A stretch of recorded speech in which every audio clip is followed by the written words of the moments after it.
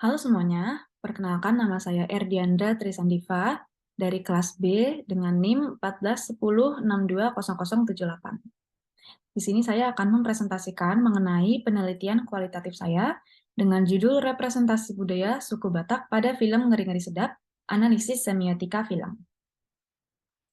Bab 1 Pendahuluan, Latar Belakang. Indonesia merupakan negara kepulauan dengan banyak suku yang mendiami tiap pulaunya. Berbagai suku itu pun menghasilkan banyaknya budaya yang berbeda-beda. Keberagaman budaya yang dimiliki menjadi salah satu daya tarik Indonesia di kancah internasional.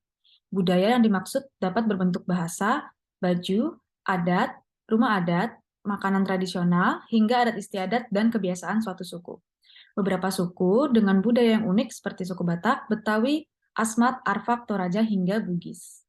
Kekayaan budaya yang Indonesia miliki ini patut untuk dilestarikan. Salah satu bentuk pelestariannya ialah dengan terus memperkenalkan budaya kepada tiap generasi agar tidak terjadinya kelunturan budaya. Dalam proses pengenalan budaya, penting untuk menggunakan cara yang tepat agar dapat menjangkau tiap generasi dengan baik. Dengan pendekatan yang benar, keberagaman budaya akan dapat lebih dimengerti dan diterima dengan baik. Berbagai cara dilakukan seperti memasukkan pelajaran bahasa dan budaya di sekolah hingga melalui internet sebagai salah satu kebutuhan utama manusia dewasa ini. Dunia hiburan pun tidak luput dari perhatian. Film dipilih menjadi alat untuk pemberdaya film bagi banyak kalangan dari berbagai generasi, khususnya generasi muda. Dengan film, para penonton dapat terhibur serta mendapat informasi dan pesan di waktu yang bersamaan. Dalam hal ini, film termaksud ke dalam bentuk media dijadikan sebagai alat komunikasi massa untuk menyebarkan informasi dan pesan mengenai budaya kepada para penontonnya. Teknik ini sejalan dengan fungsi komunikasi massa yang dikemukakan oleh J. Black dan Frederick C. Whitney di tahun 1988, bahwa salah satu fungsi komunikasi massa adalah sebagai pewarisan sosial. Media massa dapat dijadikan sebagai sarana pendidik, baik dalam hal pendidikan formal maupun informal. Melalui fungsi ini terjadi pewarisan atau penurunan ilmu pengetahuan, nilai, norma, pranata, dan etika dari satu generasi ke generasi lainnya. Menurut Black dan Whitney, fungsi ini hampir sama dengan fungsi transmisi budaya, di mana budaya juga dapat diturunkan melalui fungsi pewarisan sosial ini. Setidaknya dalam 10 tahun kebelakang ini, berbagai film lokal yang membawa unsur budaya muncul dan berhasil menarik hati banyak masyarakat. Sebut saja tenggelamnya kapal Van der Wijk, Tabula Rasa, Atira, Marlina, Si Pembunuh dalam 4 babak, hingga Mantan Manten. Di sisi lain, film luar negeri pun banyak bermunculan dan menjadi pesaing bagi film-film lokal. Namun, hal ini tidak membuat para sutradara lokal berkarya dan memberikan edukasi banyak melalui film-film mereka. Salah satu film yang mengandung banyak unsur budaya adalah Ngeri-Ngeri Sedap. Film karya Benedion Rajaguguk ini rilis pada 2 Juni 2022. Mengambil latar belakang suku Batak, film ini dibintangi oleh Arswendi Beningsuara Nasution, Tika Panggabean, Boris Bokir Manulang, Gita Bebita Butar-Butar, Lolox, dan juga Indra Jegel. Kisah keluarga dari pasangan Pak Domu dan Mak Domu ini menjadi inti dari film ini. Pasangan suami istri itu dikisahkan memiliki 4 orang anak yang secara berurutan bernama Dobu Purba, Sarma E Purba, Gabe Purba, dan Sahat Purba. Setiap anak diceritakan memiliki kehidupan yang berbeda-beda, di mana Domu sebagai anak sulung berkeinginan untuk menikahi gadis Sunda, Sarma yang menjadi anak perempuan satu-satunya memutuskan untuk tinggal satu rumah bersama kedua orang tuanya, Gabe yang bekerja sebagai pelawak meskipun merupakan seorang sarjana hukum, serta Sahat sebagai anak bungsu yang berkeinginan untuk tetap tinggal di Jogja seusai kuliahnya dan tidak ingin kembali ke rumah.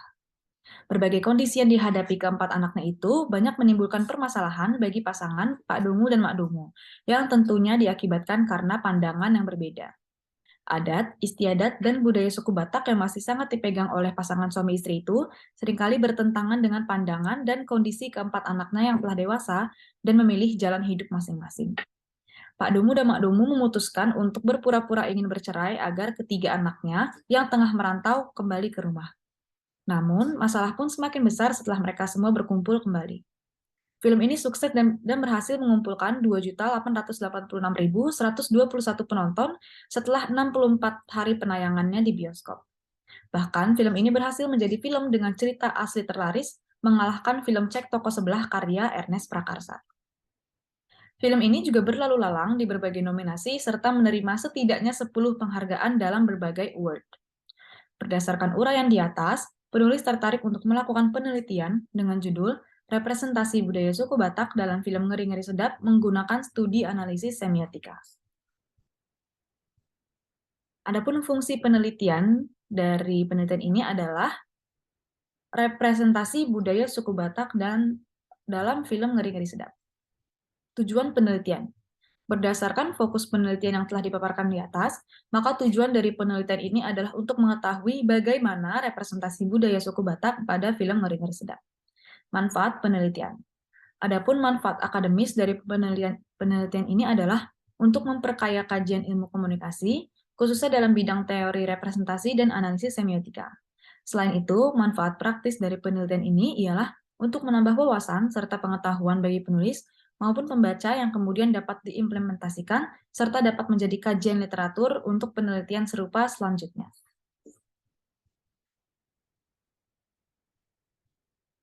Landasan teori. Konsep.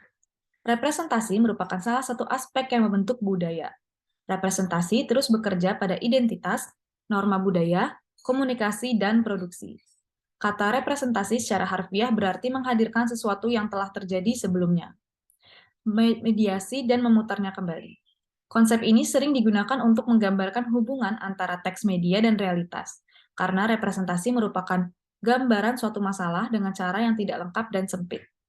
Meskipun terkadang karya media bersifat fiktif atau berupa fantasi, mereka memiliki potensi untuk memberikan gambaran kepada masyarakat dan publik. Chris Barker di tahun 2000 berpendapat bahwa representasi merupakan kajian utama dalam culture studies.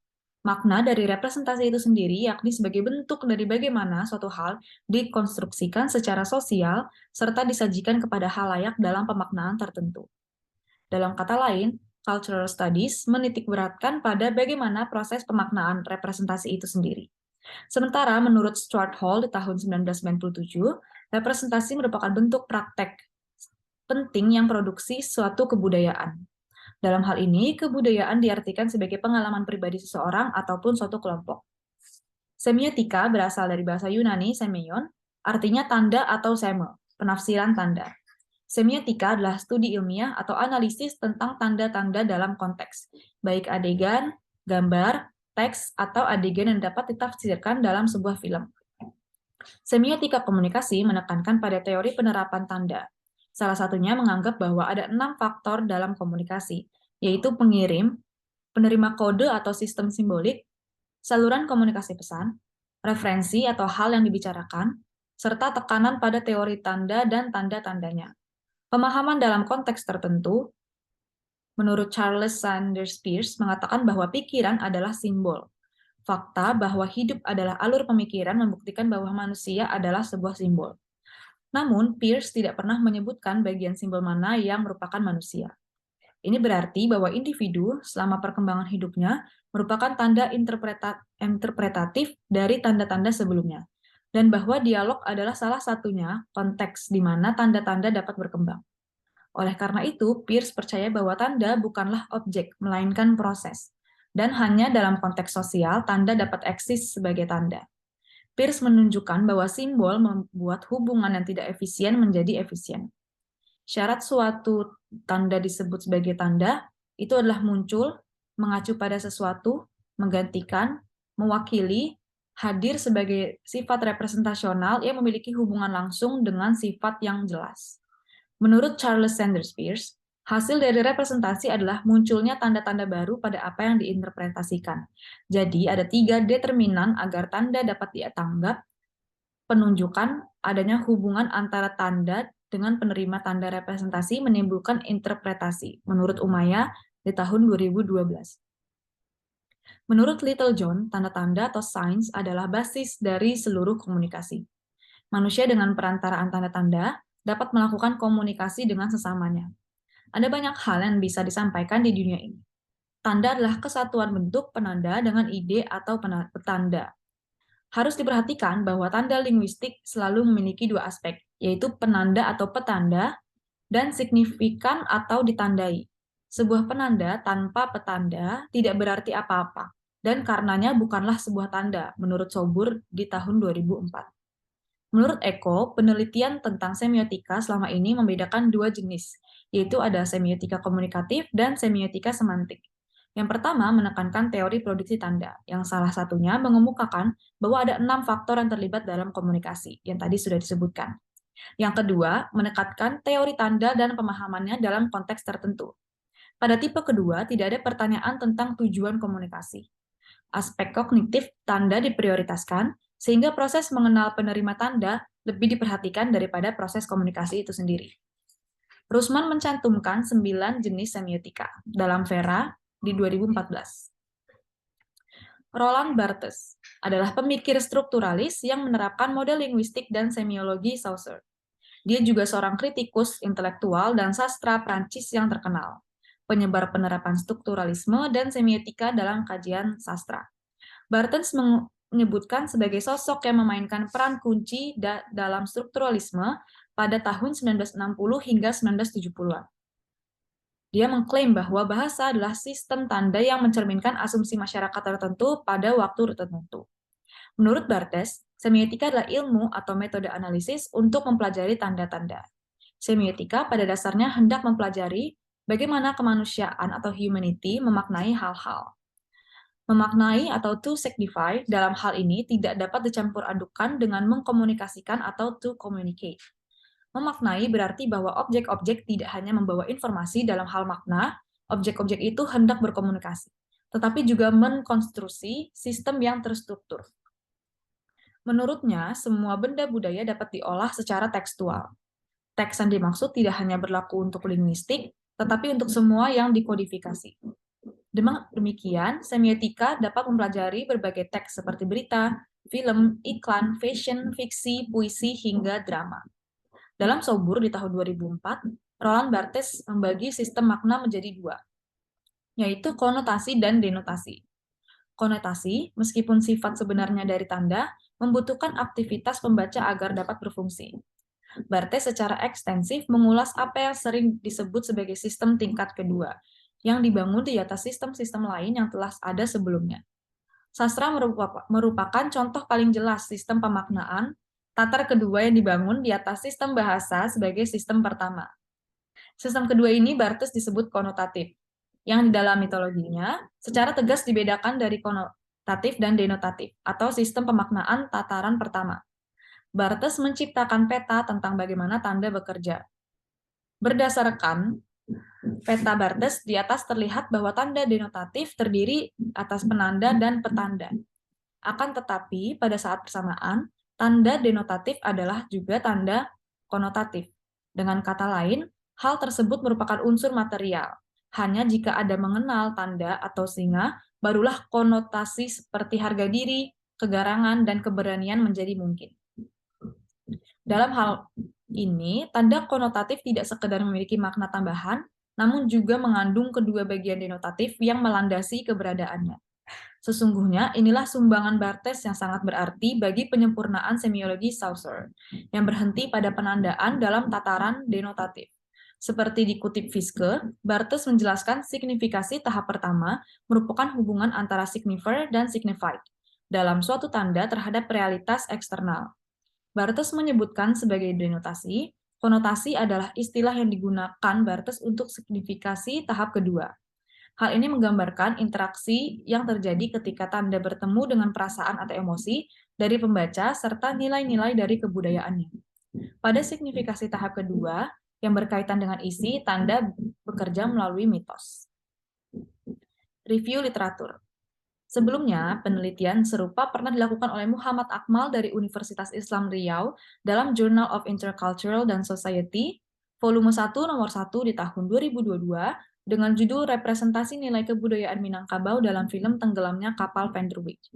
Penelitian ini bertujuan untuk mengetahui representasi nilai kebudayaan Minangkabau yang terdapat pada film Tenggelamnya Kapal Van der Wijk.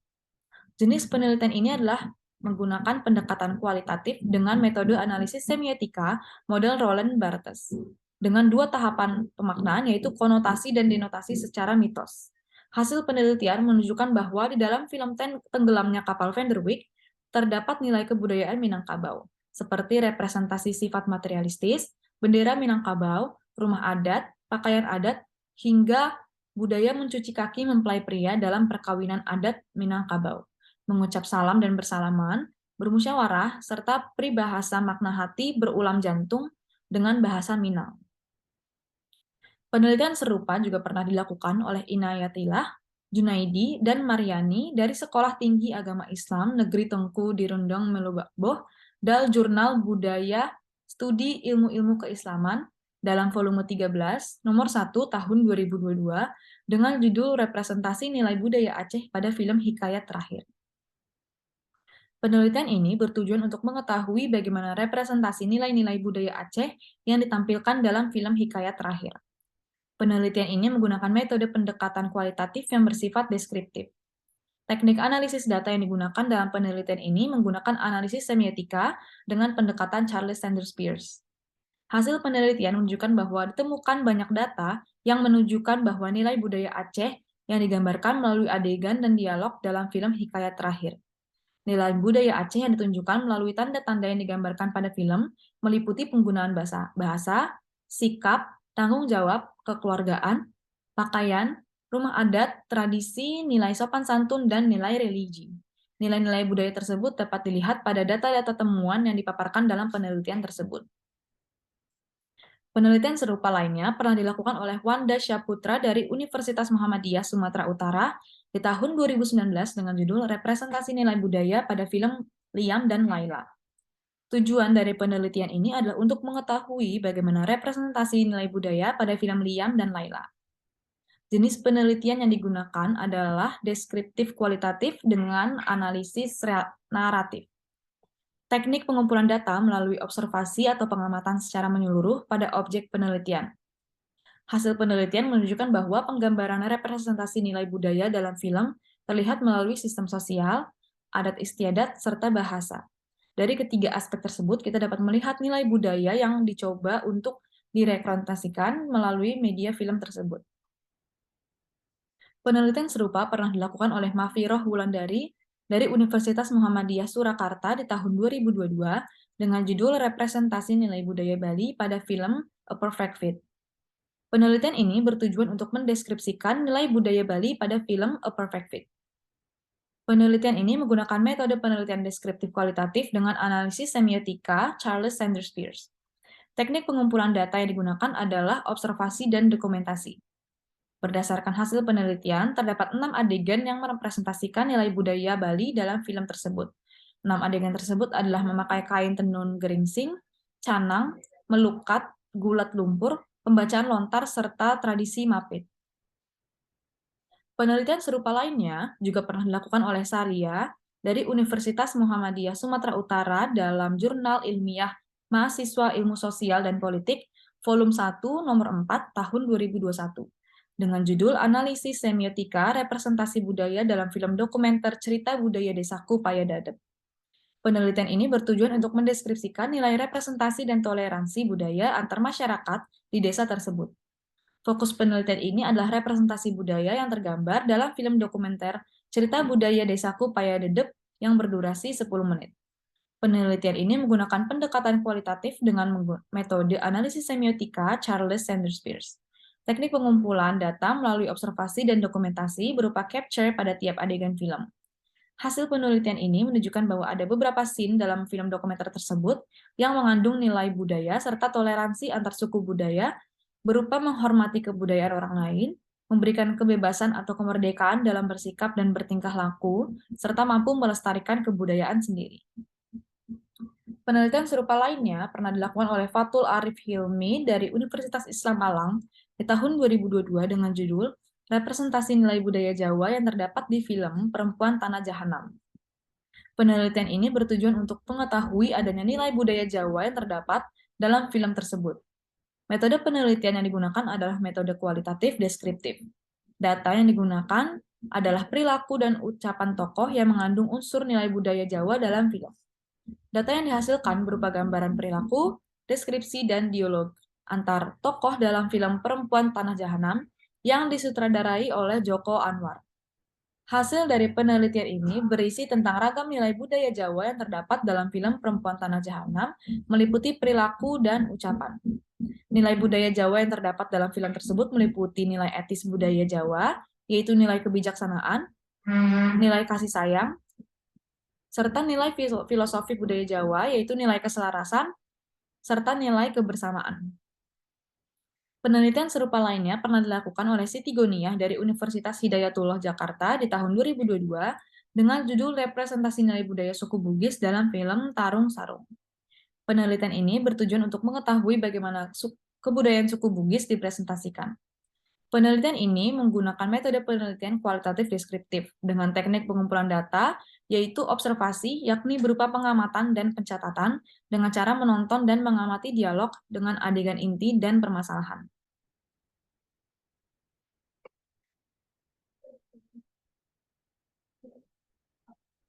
Serta dokumentasi dengan mengumpulkan beberapa data dokumen, artikel, review, resensi, dan lainnya.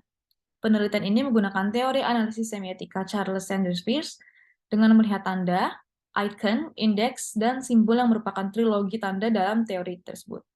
Hasil dari penelitian ini mengungkap bahwa terdapat beberapa nilai budaya Bugis Makassar dalam film ini, yaitu nilai siri, reso, asitinajang, geting, warani, dan lempu. Penelitian serupa lainnya pernah dilakukan oleh Maudi Kristina Johanna Wuwung, Daniel Budiana, dan Kori Angela Wijayanti dari Universitas Kristen Petra Surabaya dalam jurnal E-Komunikasi volume 9 nomor 2 tahun 2021 dengan judul Representasi Budaya Jawa dalam Film Tilik. Penelitian ini bertujuan untuk mengetahui bagaimana penggambaran budaya Jawa dalam film tersebut. Pendekatan yang dipakai dalam penelitian ini adalah kualitatif dengan pendekatan deskriptif. Metode yang digunakan adalah semiotika dengan kode televisi John Fiske dalam 3 level, yaitu realitas, level representasi, dan level ideologi. Peneliti menggunakan karakteristik budaya Jawa milik Thomas Wijaya Sabrati Wijaya untuk menemukan penggambaran budaya Jawa dalam film Tilik. Hasil penelitian ini memperlihatkan bagaimana representasi budaya Jawa dengan menggambarkan orang Jawa sebagai sosok yang diajarkan untuk berbuat baik, taat beragama, saling membantu, serta saling menjaga perkataannya. Penelitian serupa lainnya pernah dilakukan oleh Devi Rianti Anwar, Lesbeth Situmorang, serta Sabirudin dalam e-Jurnal Ilmu Komunikasi volume 6 nomor 1 tahun 2018 dengan judul Representasi Budaya Bontang dalam film 12 menit untuk selamanya. Penelitian ini bertujuan untuk mengetahui bagaimana film tersebut merepresentasikan budaya Bontang. Peneliti menggunakan teori representasi yang dicetuskan oleh Stuart Hall pada tahun 1997. Metodologi penelitian yaitu deskriptif kualitatif. Teknik pengumpulan data dengan dokumentasi dan studi kepustakaan. Dilanjut dengan analisis data model interaktif, yaitu dimulai dengan reduksi data, pengajian data, dan penarikan kesimpulan. Hasil penelitian ini menyimpulkan bahwa terdapat berbagai representasi budaya Bontang yang terdapat dalam film 12 menit untuk selamanya, seperti tradisi masyarakat Bontang, tutur kata, serta simbiolisasi. Penelitian serupa lainnya pernah dilakukan oleh Mishabu Rahma dari Universitas Islam Negeri Sunan Kalijaga di tahun 2022 dengan judul Representasi Nilai Budaya Silek Minangkabau pada film Surau dan Silek. Penelitian ini bertujuan untuk mengetahui bagaimana representasi nilai budaya Silek Minangkabau dalam film tersebut. Metode penelitian yang digunakan adalah analisis deskriptif kualitatif dengan mengumpulkan data dengan teknik dokumentasi. Data tersebut akan dianalisis menggunakan analisis semiotika Roland Barthes. Hasil analisis penelitian ini mengungkap adanya berbagai nilai budaya Silek seperti nilai utama inti hingga nasihat. Artefak Silek juga terlihat dalam rupa baju anak, baju dewasa hingga kurambik sebagai senjata. Variabel. Variabel yang digunakan dalam penelitian ini adalah representasi. Representasi berasal dari bahasa Inggris, yaitu representation, yang berarti perwakilan, gambaran atau penggambaran. Secara sederhana, representasi dapat diartikan sebagai gambaran mengenai suatu hal yang terdapat dalam kehidupan yang digambarkan melalui suatu media. Representasi secara harfiah berarti menghadirkan sesuatu yang telah terjadi sebelumnya, memediasi serta memutarkannya kembali. Konsep ini sering digunakan untuk menggambarkan hubungan antara teks, media, dan realitas. Karena representasi merupakan salah satu praktik penting pembentukan makna. Representasi juga bisa dapat menggambarkan suatu masalah yang tidak lengkap dan sempit.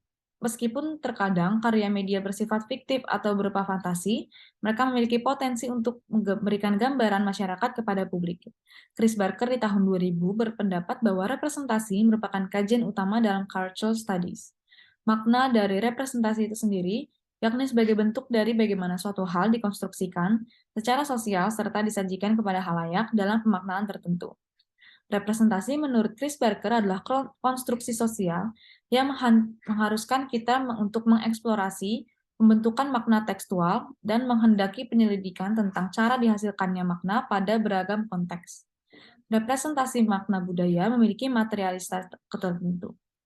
Mereka melekat pada bunyi, prasasti, objek, citra buku, majalah, film, serta program televisi. Mereka diproduksi, ditampilkan, digunakan, serta dipahami dalam konteks sosial tertentu. Bab 3, metode penelitian. Paradigma penelitian. Paradigma penelitian merupakan kumpulan keyakinan dari sejumlah asumsi yang diyakini bersama, atau sebagai konsep dan proporsi yang mengarahkan cara berpikir dalam suatu penelitian, menurut Bogdan dan Bicklin di tahun 1982. Penelitian ini menggunakan paradigma konstruktivis yang menyatakan bahwa seseorang melakukan interpretasi serta merespon berdasarkan berbagai kategori konseptual yang ada dalam pikirannya. Pendekatan penelitian. Pendekatan penelitian dalam penelitian ini menggunakan metode penelitian kualitatif. Menurut Creswell, terdapat 5 pendekatan dalam metode ini, yakni naratif, fenomenologi, grounded theory, dan case study. Secara sederhana, penelitian kualitatif dapat diartikan sebagai penelitian yang sifatnya menggunakan penafsiran atau interpretif menggunakan banyak metode ketika menelaah permasalahan dalam penelitiannya. Penelitian kualitatif lebih mengedepankan proses dan juga makna dibandingkan dengan frekuensi, intensitas, ataupun kuantitas. Metode penelitian.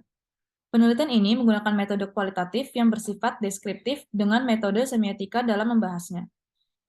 Molong menjelaskan bahwa penelitian kualitatif adalah penelitian yang dimaksud untuk memahami fenomena tentang apa yang dialami oleh subjek penelitian secara holistik atau utuh, dan dengan cara deskripsi dalam bentuk kata-kata dan bahasa pada suatu konteks khusus yang alamiah, serta dengan memanfaatkan untuk keperluan meneliti dari segi prosesnya. Dari penjelasan metode deskriptif di atas, maka yang akan dideskripsikan dalam penelitian ini adalah film Ngeri-Ngeri Sedap.